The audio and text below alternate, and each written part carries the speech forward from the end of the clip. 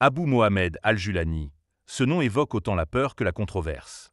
Chef djihadiste redouté, stratège militaire, puis leader politique en Syrie, il est au centre de l'histoire récente du pays. Mais qui est réellement cet homme qui s'impose aujourd'hui à Damas? Dans cette vidéo, on retrace son parcours, ses ambitions et les zones d'ombre de sa personnalité. Abu Mohamed al-Julani, de son vrai nom Ahmed Hussein al-Shara, est né en 1981 à Riyad, en Arabie Saoudite, dans une famille syrienne. Promis à une carrière de médecin, sa vie bascule après les attentats du 11 septembre 2001. Radicalisé, il rejoint les rangs d'Al-Qaïda en Irak, où il se fait remarquer par ses talents tactiques sous le commandement d'Abu Musab al-Zarqawi. C'est là qu'il adopte son surnom, al-Julani, en référence aux hauteurs du Golan, symbole de la cause syrienne. En 2011, alors que la guerre civile syrienne éclate, Julani retourne en Syrie. Il fonde le Front al-Nosra, une branche locale d'Al-Qaïda. Très vite, son groupe devient l'un des plus redoutés, grâce à des tactiques militaires agressives et des campagnes de terreur. Mais cette alliance avec Al-Qaïda vaut à Julani d'être désigné comme un terroriste mondial. Les États-Unis placent une prime de 10 millions de dollars sur sa tête. En 2016, Julani décide de rompre avec Al-Qaïda pour redorer son image.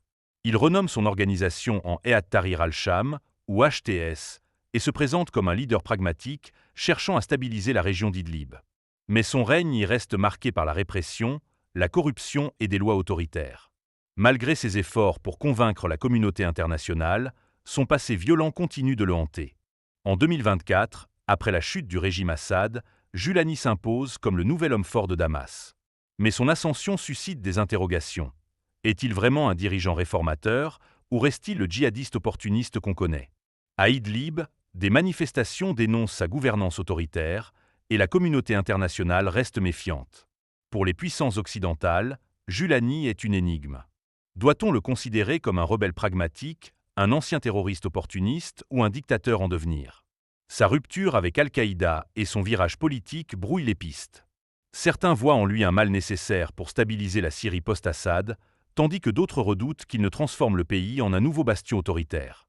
Cette ambiguïté alimente une méfiance persistante, non seulement en Occident, mais aussi parmi les Syriens, qui oscillent entre espoir et peur face à cet homme capable de jouer sur tous les tableaux pour conserver le pouvoir. Al-Julani incarne la complexité du conflit syrien. Entre ses ambitions politiques et son passé de chef de guerre, il divise autant qu'il intrigue. Quelles seront les prochaines étapes pour cet homme à la croisée des chemins?